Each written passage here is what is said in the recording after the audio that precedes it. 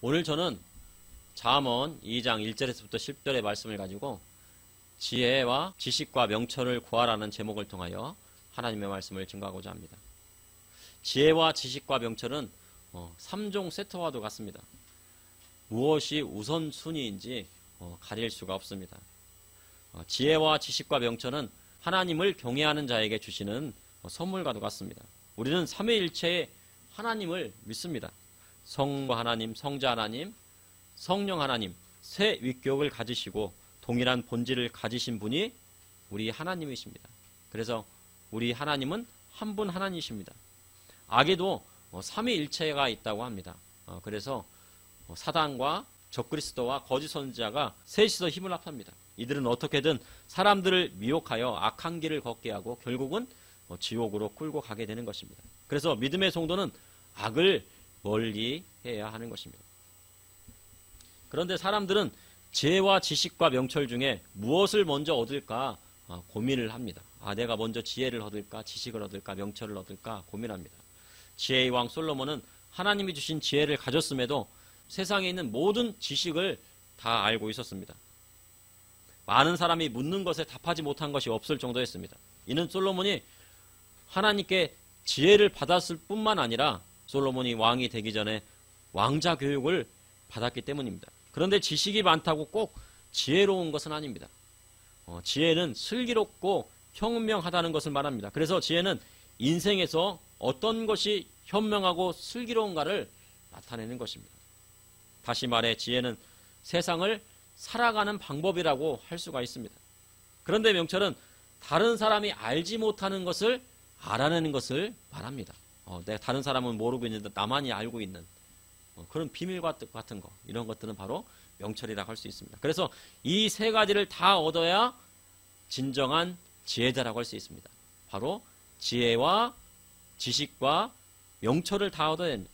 성경에는 지혜와 지식과 명철을 구하라 하셨습니다. 그럼 어떻게 이 세 가지를 얻을 수 있는지 여러분과 함께 나누고자 합니다. 첫째, 하나님을 사랑하는 자가 지혜를 구합니다. 지혜는 앞서 말했지, 세상을 살아갈 때 이 세상을 어떻게 슬기롭게 헤쳐나갈 것인가 하는 것입니다. 인생의 목적을 어느 곳에 두어야 현명할 것인가. 그리고 인생의 목적은 다 사람마다 다 다릅니다. 이 사람도 다르고 저 사람도 다른데, 그러나 믿음의 성도의 인생의 목적은 하나님께 영광을 돌리는 삶이라 할 수 있습니다. 우리에게 인생의 목적은 뭐라고요? 하나님, 다 같이요. 하나님께 영광 돌리는 삶. 맞습니다. 하나님께 영광 돌리는 것입니다. 내가 하는 일, 내가 학교 다녀도 하나님의 영광을 위하여 학교 다니고, 하나님께 영광 돌려야지 해서 학교를 다니고, 공부하는 것도 하나님께 영광 돌리기 위해서 하는 것입니다. 그래야 할 때 하나님께서 지혜를 주시는 것입니다. 예수님께서 악한 세상에서 승리하는 법을 가르쳐 주셨습니다. 그 말씀은 뱀같이 지혜롭고 비둘기같이 순결하다 하신 것입니다. 그런데 창세기에 보면 뱀은 교활함의 대명사입니다. 아주 뱀은 교활하고 악합니다. 하지만 세상에서 가장 지혜로운 동물이 누구예요? 바로 뱀입니다. 뱀은 수많은 뼈로 이루어졌습니다. 그리고 온몸이 단단하고 미끄러운 비늘로 덮여 있습니다. 그래서 어떤 난관이 와도 잘 극복하고 파헤칩니다. 그리고 이 뱀은 땅도 잘 파고 어느 곳이든 잘 미끄러져서 잘 도망갑니다. 뱀같이 잘 도망가는 동물도 없을 것입니다. 그래서 사람이 뱀같이 지려오면 어떤 환경이 와도 구렁이 담 넘어가는 것처럼 슬슬 잘 넘어가는 겁니다. 담이 얼마나 높습니까? 그 담을 타고 올라갈 수가 있습니까? 타고 올라가기 어렵죠. 그런데 뱀은요, 그 담장을 잘 넘어갑니다. 구렁이가 담 넘어가듯이 담을 탄다고 하는 그런 이야기가 있을 정도로 그런 어떤 환난이나 고난을 뱀은 잘 헤쳐나갑니다. 우리의 인생은 항상 행복한 일만 있을 것 같지만 때론 힘든 일도 오고 나로 말미암지 않은 고난도 오게 됩니다. 그때 지혜를 가진 자는 그것을 통과할 힘이 있습니다. 그래서 성경에 지혜를 구하라 하신 것입니다. 사람이 지혜 없이는 세상을 헤쳐나가는 것이 어렵고, 지혜가 없으면 인생의 종착역에 가서 크게 후회하게 되는 것입니다. 여러분들 기차를 타보셨나요? 기차를 타게 되면 출발역이 있죠. 그렇죠? 그리고 마지막에 그 도착지에 간 종착역이 있죠. 그렇죠? 종착역에서 어떻게 해야 돼요? 사람은 기차에서 내려야 됩니다. 그죠? 모두 내려야 돼요. 사람은 항상 달리는 인생 같지만 언젠가는 멈춰야 할 때가 있는 것입니다. 기차도 언젠가는 멈추게 되어 있습니다. 종착역에 가면은 멈추게 되어 있습니다. 그리고 그 기차에서 내려야 됩니다. 그래서 우리 주님 뱀과 같이 지혜롭고 비둘기같이 순결하라 하신 것입니다. 그럼 비둘기같이 순결하라 하신 이유는 무엇일까요? 우리 집은 어렸을 적에 시골에서 비둘기를 키우려 했습니다. 여러분은 비둘기 하면 살찌고 지저분한 새로 알고 있죠. 막 새가 이렇게 퍼덕거리면 거기에서 안 좋은 기생충들이 날아다닌다는 얘기도 있는데요. 그런데요, 비둘기만큼 깨끗한 새도 없습니다. 옛날에 우리 집 맞은편 개울가를 지나면 1km 지점에 큰 집이 있었습니다. 큰아버지께서 사시는 집, 큰 집. 근데 거기에 큰 집에는 비둘기가 있습니다. 아주 흰백색의 비둘기입니다. 여러 마리의 비둘기를 키우셨는데, 그래서 우리 집에 비둘기를 키우려고 큰 집에서 비둘기 한 쌍, 새끼 비둘기 한 쌍을 데리고 왔습니다. 그렇게 비둘기 집도 만들어주고 모유를 주었는데, 그런데 하루 저녁이 지나니 비둘기들이 다 사라졌습니다. 어디로 갔을까요? 어디로 갔어요? 바로 큰 집으로 다 도망갔습니다. 도망간 게 아니고 자기 집으로 간 거죠. 비둘기들은요, 귀소 본능이 있습니다. 그래서 자기들이 어디로 가야 할지 알고 있는 것입니다. 자기 집이 어딘지 알고 있는 것입니다. 비둘기, 새끼 비둘기 한 쌍은 어디로 갔어요? 엄마, 아빠가 있는 바로 큰 집으로 간 것입니다. 잠언 1장 1절에 내 아들아, 내가 만일 나의 말을 받으며 나의 계명을 내게 간직하며. 지혜로운 아들은 부모님의 훈계의 말씀을 잘 듣습니다. 다른 사람의 말을 듣는 게 아니고 지나가는 사람이 사탕 줄게 하면 말 들으면 돼? 안 돼요? 안 되죠. 그죠? 누구의 말씀을 잘 들어요? 부모님 말씀을 잘 듣는 어린이가 지혜로운 어린이입니다. 그러나 지혜롭지 않은 아들은 부모님의 말씀을 잘 따르지 않습니다. 그래서 지혜는 듣는 마음에서 오는 것입니다. 듣는 마음을 구한 솔로몬처럼 들을 줄 아는 이가 지혜가 있는 것입니다. 부모님 말씀 어떻게 들어야 돼요? 지난번에 얘기했었죠? 어떤 마음으로? 듣는 마음이 들을 때 어떻게 들어야 돼요? 막 슬프게 들어야 돼요? 화나게 들어야 돼요? 즐겁게 들어야 돼요? 즐겁게 들어야 돼요. 특별히 믿는 자는 하나님의 말씀을 들어야 합니다. 들을 때 믿음이 생기고 들을 때 지혜가 오는 것입니다. 특별히 비둘기는 순백색으로 순결을 상징합니다. 그런데 도시 비둘기는요, 순결하지 못합니다. 사람이 주는 먹이를 취해서요, 날렵하지도 않고 깨끗하지도 않습니다.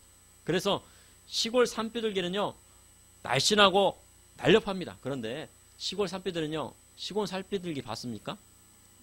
지난번에 저는 봤는데요, 너무 빨리 날더라고요. 제가 막 사진을 찍으려고 그랬더니 순간 날아가 버립니다. 얼마나 빠른지. 그래서 쉽게 잡지 못합니다. 도시 비둘기를 닭비둘기라고 하는데요, 너무 살이 쪄가지고 사람이 가도 도망가지 않습니다. 사람이 가도 잘 도망가지 않죠. 그래서 악한 자가 잡아가도 그대로 당하고 마는 것입니다. 탈북민들이 말합니다. 서울에 와서 깜짝 놀란 것이 있답니다. 왜냐면요, 수많은 비둘기들이 막 날아다니고 있는데 그것을 하나도 잡아먹는 사람이 없더랍니다.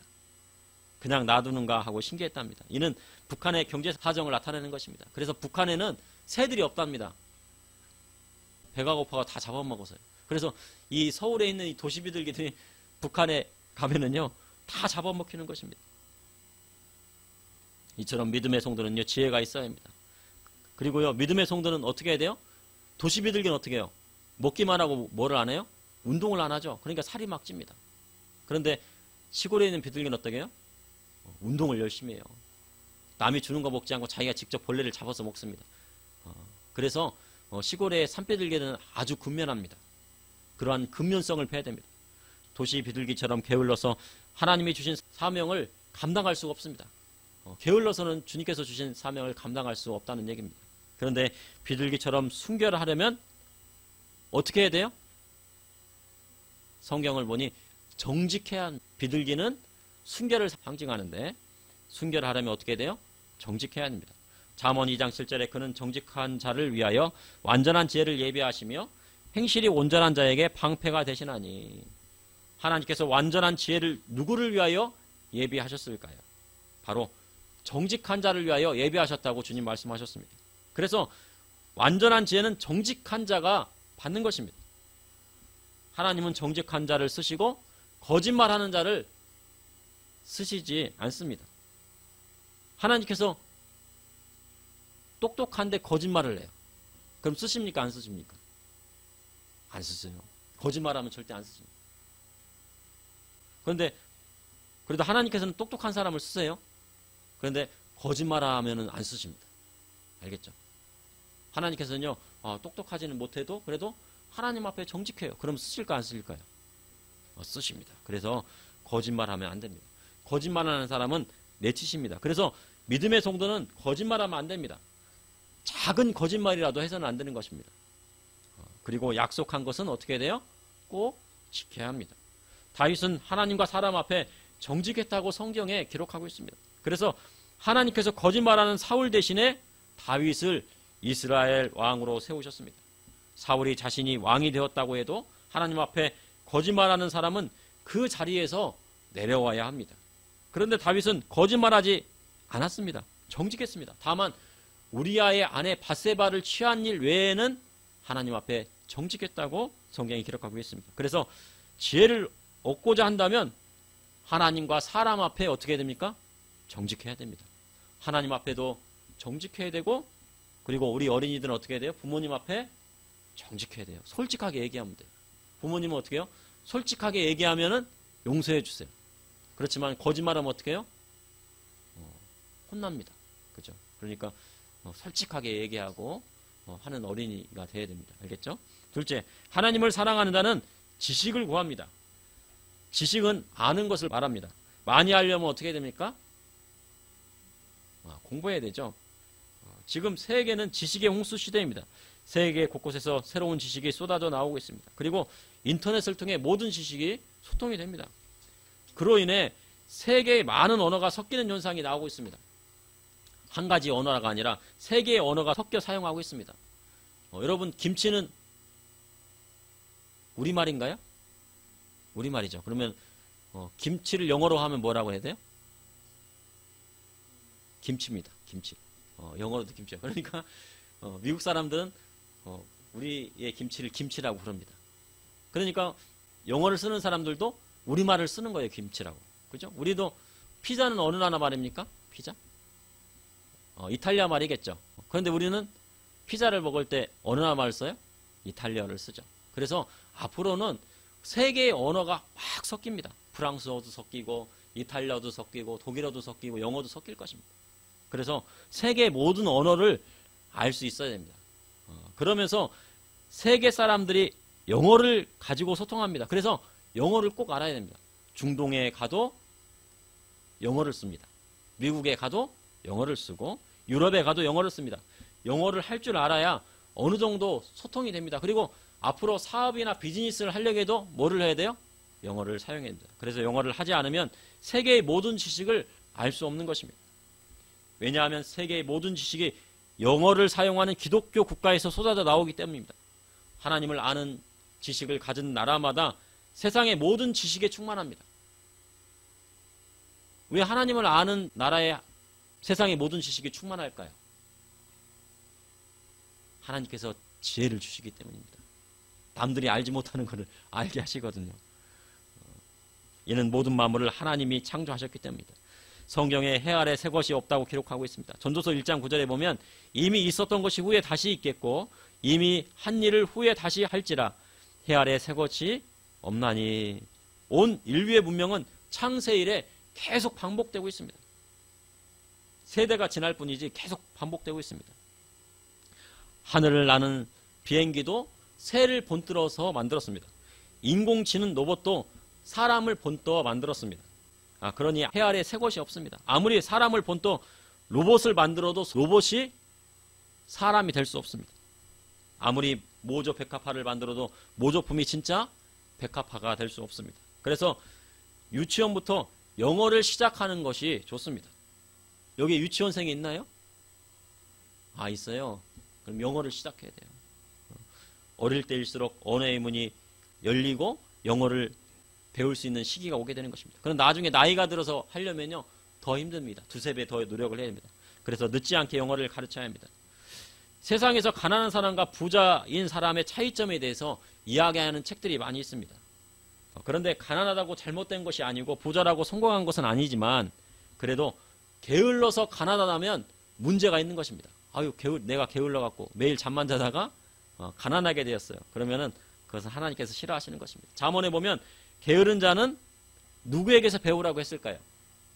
누가 가장 동물 중에서 곤충 중에서 부지런해요?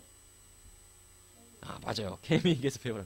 게으른 자는 저 개미에게서 배워라. 개미들 얼마나 열심히 일하는지 하루 종일 열심히 일하고 겨울에는 그 쌓아놓은 걸 가지고 배불리 먹습니다. 세상에 가난한 사람은 다 그런 것은 아니지만 가난한 사람은 주로 TV를 많이 보는 습관이 있다고 합니다. 그런데 TV를 보면 세상 지식은 나오지만 세상 지식을 전부 알기에는 부족함이 있고 옛 어른들이요. TV를 뭐라고 그랬어요? 바보 상자라고 말했습니다. 그래서 TV를 많이 보게 되면은 속된 말로 바보가 된다고 할 정도로 이야기는 무슨 얘기냐면요. 아무 의미 없이 시간을 보내는 경우가 많다는 것입니다. TV를 보면 뭐야? 아무 의미 없이 시간만 보내는 것입니다. 아까 얘기했었죠. 기차는 뭐가 있다겠어요? 출발역이 있으면 뭐가 있다고요? 종착점이 있습니다. 종착역이 있습니다. 그래서 이 시간은 무한정 있는 것 같지만 언젠가는 그 시간이 멈출 때가 있습니다. 그래서 이 시간을 어떻게 해야 돼요? 아껴 써야 됩니다. 그런데 부자고 성공한 사람일수록 책을 많이 본다고 합니다. TV나 유튜브를 보는 지식은 분명 한계가 있고요. 오류가 있습니다. 유튜브를 보다 보면요. 저 사람은 저 말은 틀린데 할 때가 있습니다. 저 잘못된 지식인데 할 때가 있습니다. 그런데 책은 그 한계를 띄워놓고 오류를 최소화합니다. 과거에 수능 만점자가 한 이야기가 있습니다. 공부가 제일 쉬웠어요. 라는 이야기를 했습니다. 여러분 공부가 제일 쉽습니까? 어렵죠? 힘들죠? 근데 이 과거 수능 만점자는요. 공부가 제일 쉬웠다고 얘기를 합니다. 그런데 정말 세상에요. 공부만큼 쉬운 것이 없습니다. 세상에 힘들고 고된 일을 하다 보면요. 옛날 부모님 말씀이 떠오릅니다. 공부해라 공부해라. TV만 보고 세월 그런데 저는 TV만 보고 세월을 보냈습니다. 그러면 인생이 어떻게 돼요? 고단해집니다. 그래서 공부를 하는 것이 좋습니다. 밖에서 나가서요 힘든 일을 하려면요 공부하는 것보다 훨씬 더 힘입니다. 땀을 많이 흘려야 됩니다. 체력적으로도 많이 힘이 듭니다. 그래서 공부하는 것이 좋습니다. 옛날 고등학교 때 선생님께서 공부 열심히 안 하면 사회 나가서 후회하고 고생한다고 말씀하셨습니다. 그런데 정말 공부 열심히 안 하면요 사회 나가서 고생합니다. 여러분 사회는 언제 나가요? 여러분이 이제 나중에 성인이 되면 20살이 되면 성년이 돼갖고 나가는데요. 보통 유대인들은 이제 만 14세 이후가 되면 이제 성인이 됩니다. 그래서부터 자기가 독립을 해야 돼요. 독립하기를 준비해요. 근데 여러분들은 우리 어린이들은 20살이 되면은 이제 군대 갈 나이 되고 대학 나이 되면 독립할 준비를 해야 됩니다.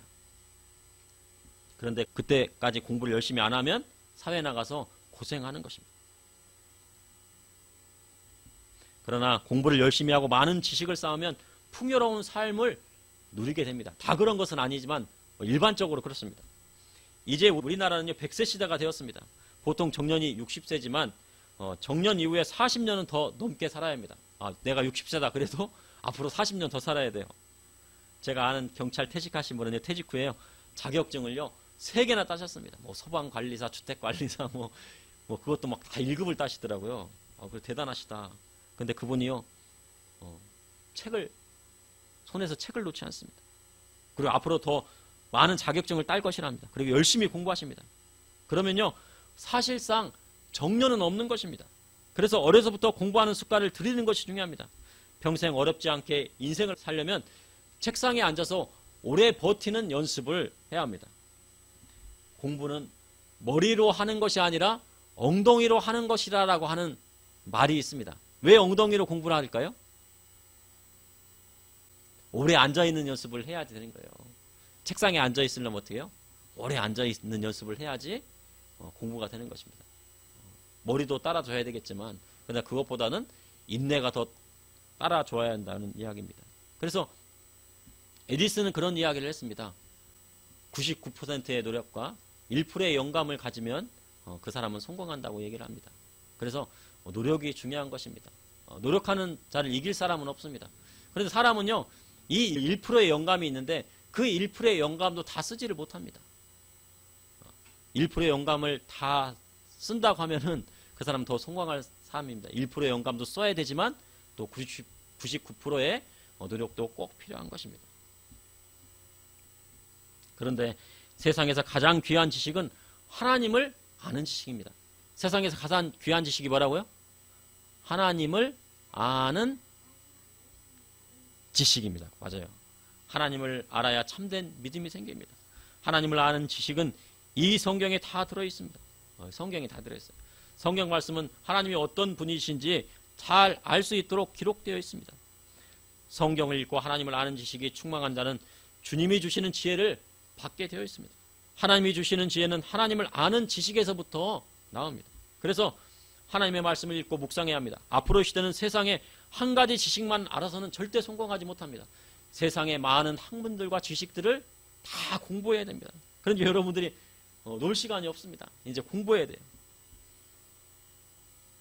그래서요, 어린이들은 특별히요, 컴퓨터를 배워야 됩니다. 여러분 지금 컴퓨터 배우고 있나요? 아직 안 배우고 있어요. 그럼 앞으로 컴퓨터를 배워야 됩니다. 앞으로 시대는 컴퓨터를 통해 모든 것이 이루어지는 시대가 될 것입니다. 그래서 여러분들이 이제 뭐 2학년, 3학년이 되면은 컴퓨터를 배우게 될 거예요. 그러면 그때 열심히 배워야 됩니다. 그래야 다음 세대를 준비하는 것입니다. 그러므로 하나님을 사랑하는 자는 지식을 구합니다. 셋째, 하나님을 사랑하는 자는 명철을 구합니다. 자, 명철이란요, 영어로요, understanding이라는 이로 합니다. understanding. 무슨 뜻인지 아느냐요? understand? 이해라는 뜻입니다. understand 하면 이해합니까? 라는 그런 뜻입니다. 한자어로 명철은 밝을 명, 밝을 철. 그래서요, 밝다는 뜻입니다. 밝힌다는 뜻입니다. 이는 사리가 밝고 총명하다는 것입니다. 한마디로 이해가 빠르고 똑똑하다는 것입니다. 이처럼 공부할 때 이해가 빠르면요, 학업 성적이 좋습니다. 그런데요, 잠언 2장 3절에서 6절에 보면 지식을 불러 구하며 명철을 얻으려고 소리를 높이며 은을 구하는 것 같이 그것을 구하며 감추어진 보배를 찾는 것 같이 그것을 찾으면, 잠언 기자를 말합니다. 명철을 얻으려고 소리를 어떻게 한다고요? 높이면이라고 합니다. 그래서 명철해지려면 어떻게 됩니까? 명철해지면 어떻게 돼요? 바로 소리를 높여야 돼요. 성경 말씀을 소리 높여 읽으면 명철이 옵니다. 영어를 써서 외우려면 잘 안 되죠. 그런데 다른 사람을 가르치고 말하면 더 빨리 외워집니다. 그리고 소리 높여 따라하면 어떻게 돼요? 쉽게 외워집니다. 그래서 뭐든지 명철을 얻으려면 어떻게 돼요? 소리를 높여야 돼요. 그래서 명철을 구하기 위해서는 소리 높여 기도해야 됩니다. 기도할 때 되게 큰 소리로 기도해야 돼요. 또랑또랑또랑하게 쩌렁쩌렁하게 기도를 해야 됩니다. 하나님 앞에 소리 높여 기도할 때 명철이 오는 것입니다. 명철이란 뭐라겠어요? 아까요? 이해가 빠르고 똑똑한 거라겠죠. 똑똑하다. 저 어린이 똑똑하다. 그 똑똑하다는 말을 듣고 싶으면 어떻게 하면 돼요? 성경을 소리 높여 읽으면 돼요. 성경 읽을 때 있죠. 그때 소리 높여 큰 소리를 읽어요. 쩌렁쩌렁하게. 그리고 기도할 때 어떻게 해요? 소리 높여 하면요, 머리가 똑똑해져요. 그거 누가 주신다고요? 하나님께 주십니다. 잠언 2장 6절에 대저 여호와는 지혜를 주시며 지식과 명철을 그 입에서 내시며, 명철이 어디에 있을까요? 바로 하나님께 있는 것입니다. 하나님께서 말씀하시면 명철이 오는 것입니다. 그래서 하나님이 사랑하는 자에게 명철을 주십니다.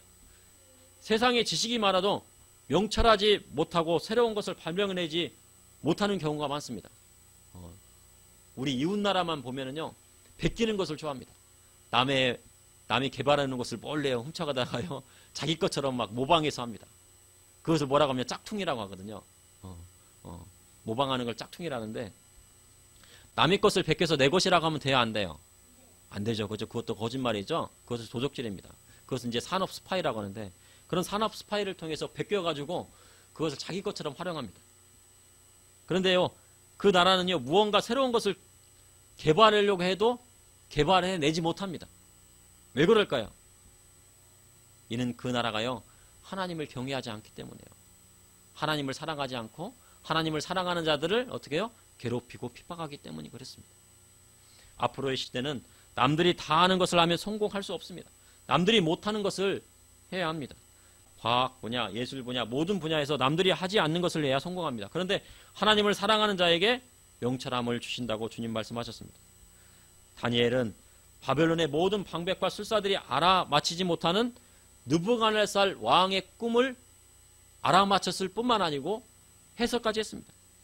그래서 총리의 자리가 오릅니다. 또한 바벨론이 멸망당하고 바사 왕국이 세워졌지만 다니엘은 하나님을 사랑할 뿐만 아니라 사람들 앞에서 정직했습니다. 그래서 다리오 왕이 그 나라의 으뜸가는 총리로 세웠습니다. 창세기에 하나님이 온 우주 만물을 만드시고 아담에게 그 생물들을 다스리라 하셨습니다. 그런데 아담이 모든 생물들의 이름을 다 지어줬습니다. 이는 하나님이 주시는 명철함이 없이는 할 수 없는 것입니다. 여러분들 세상에 있는 모든 동물과 생물들의 이름을 다 알고 있나요? 그런데요, 창세기에 나와 있는 이 아담은, 최초의 사람 아담은 모든 생물과 동물들의 이름을 다 지워줬습니다. 다 지워줬으니까 그 생물과 동물들의 이름을 다 기억한다는 거예요? 못한다는 거예요? 한다는 거죠. 그죠? 이름을 지워줬으니까. 그죠?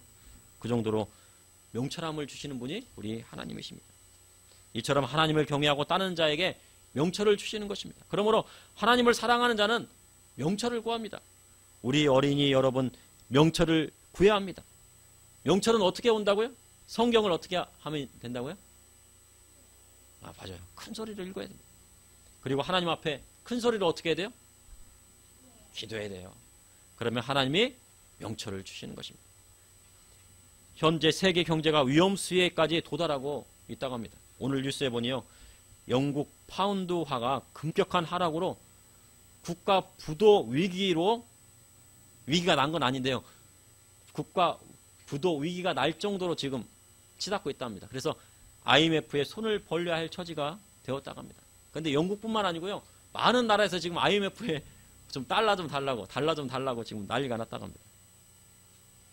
영국은요, 세계에서 유일하게 해가 지지 않는 나라라고 이야기했습니다. 왜냐하면 하나님을 경외했던 나라이기 때문입니다. 그래서 영국은 해가 지지 않는 나라라고 했습니다. 그런데 지금 현재 위기가 찾아왔습니다. 왜 위기가 찾아왔을까요? 나라든 민족이든 사람이든 하나님 말씀에 써나면요, 위기는 언제든지 찾아오는 것입니다. 우리나라뿐만 아니라 세계 경제가 위축되고 있습니다. 이런 가운데 경기 침체마저 올 것이라 예측하고 있습니다. 그래서 달러가 이렇게 막 올라가는데 그것도 어느 정도지 이제 경기 침체가 되면은 이 달러도 이제 허물어질 수 있다는 이야기입니다. 그것도 천정부지로 오르는 것도 한계가 있는 것입니다. 경기 침체가 오면요, 이 현금도 떨어지게 되어 있는 것입니다. 그런데 현재 우리나라는 환율도 오르고 있지만 국채도 주식 가격도 떨어지고 국채도 덩달아서 떨어진다고 합니다. 원래 주식이 떨어지면 국채는 놓고 올라가야 되는데 동시에 떨어지는 아주 기현상이 일어났다고 경제 전문가들이 말합니다. 이러한 때 어려운 경제 위기를 극복하고 미래 세대를 준비하기 위해서는 하나님이 주시는 지혜와 지식과 명철을 구해야 합니다. 다시 다 같이 해보겠습니다. 지혜와 지식과 명철을 구해야 합니다. 그것만이 나라와 민족과 가정을 살리는 길이 되는 것입니다. 그러므로 하나님을 사랑하는 자가 지혜를 구합니다. 그리고 하나님을 사랑하는 자가 지식을 구합니다. 하나님을 사랑하는 자는 명철을 구합니다. 저와 우리 믿음의 성도님들은, 그리고 어린이들은 다 하나님을 사랑하고 예수님을 사랑하는 분들이 되시기를 간절히 원합니다. 잠시 기도하시겠습니다. 사랑의 주님, 오늘도 감사합니다. 이렇게 적은 무리가 모였지만 주님 은혜 베풀어 주시고 또한 하나님의 말씀으로 함께해 주시니 감사합니다. 잠언서에 나와 있듯이 하나님을 사랑하는 자에게 지혜와 지식과 명철을 주신다고 하셨사오니 주님, 이곳에 하나님 앞에 나와 예배드리는 모든 성도님과 저에게 주님이 주시는 지혜와 지식과 명철을 허락하여 주시고, 특별히 우리 하나님의 말씀을 배우길 원하며 하나님을 사랑하는 우리 어린 아이들에게 지혜와 지식과 명철함을 허락하여 주셔서 이 나라 민족을 이끌어가게 하여 주시고, 주님 전 세계에 나아가 주의 복음을 증거할 수 있도록 주님 인도하여 주시옵소서. 예수님의 이름으로 기도합니다.